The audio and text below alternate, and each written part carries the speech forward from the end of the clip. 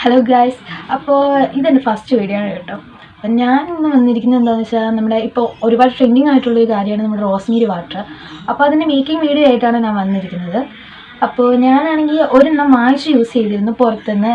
Life and care എന്ന് പറയുന്നൊരു കമ്പനിയുടെയാണ് ഞാൻ വാങ്ങിച്ച് യൂസ് ചെയ്തത്.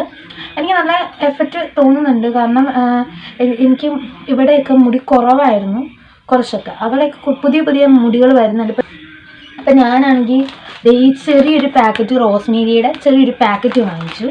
എന്നിട്ട് വീട്ടിൽ തന്നെ ട്രൈ ചെയ്ത് നോക്കാമെന്ന് പറഞ്ഞു. എല്ലാവരും പറഞ്ഞു പുറത്തുനിന്ന് നമ്മൾ ലിക്വിഡായിട്ട് വാങ്ങിക്കുന്നതിനേക്കാളും വീട്ടിൽ ട്രൈ ചെയ്യുന്നതാണ് കൂടുതൽ നല്ലതെന്ന് എല്ലാവരും പറഞ്ഞു കേട്ടു. അപ്പോൾ അങ്ങനെ ട്രൈ ചെയ്യാമെന്ന് കരുതി. അപ്പോൾ നമുക്ക് മേക്കിംഗ് വീഡിയോയിലേക്ക് പോകാം. നമുക്കൊരു ബൗൾ എടുക്കുക. അതിൻ്റെ അകത്തേട്ട് ഒരു സ്പൂൺ ഉലുവ ഇട്ട് കൊടുക്കുക. അത് കഴിഞ്ഞിട്ട് ഇത് റോസ്മേരി ഒരു സ്പൂൺ ഇട്ട് കൊടുക്കണം. അപ്പം ഞാനാണെങ്കിൽ ഈ കൂട് കണ്ടു. ഇതാണ് റോസ്മേരി വാങ്ങിച്ചത്. ഞാൻ അതിൻ്റെ കൂടെ ഒരു 1/4 സ്പൂണും കൂടി റോസ്മേരി ഇട്ട് കൊടുക്കുകയാണ്. ഇതാണ് നമ്മുടെ റോസ്മേരി.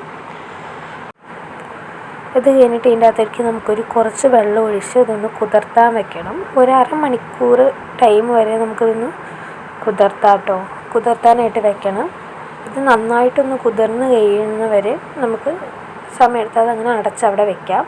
അതിനുശേഷം അതൊന്ന് കുതിർന്ന് അതിൻ്റെ പാകമായതിന് ശേഷം ഒരു ചെറിയ ചരിവ് എടുക്കുക. അതിൻ്റെ അകത്തായിട്ട് ആദ്യം ഒരു ഗ്ലാസ് വെള്ളം ഒഴിച്ചു കൊടുക്കുക. അത് കഴിഞ്ഞിട്ട് അതേ ഗ്ലാസിൻ്റെ പാതി 1/2 ഗ്ലാസ് വെള്ളം കൂടി ഒഴിച്ചു കൊടുക്കുക. എന്നിട്ട് അടുപ്പത്ത് വെക്കുക. വെള്ളം ഒന്ന് ജസ്റ്റ് ചൂടായി വരുമ്പോഴത്തേനും നമ്മൾ കുതിർത്താൻ വെച്ച ഉലുവയും റോസ്മേരിയും കൂടി അതിലേക്ക് ഇട്ട് കൊടുക്കുക. ഇത് നന്നായിട്ട് തന്നെ തിളയ്ക്കണം.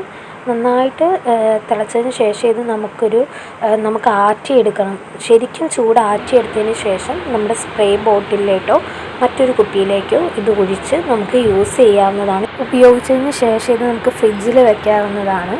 അപ്പോൾ ഈ വീഡിയോ നിങ്ങൾക്ക് ഇഷ്ടമായെന്ന് ഞാൻ കരുതുന്നു. അപ്പോൾ എന്നെ സബ്സ്ക്രൈബ് ചെയ്ത് സപ്പോർട്ട് ചെയ്യണം. അപ്പോൾ അടുത്ത വീഡിയോയുമായി വരുന്നത് വരെയും ബൈ.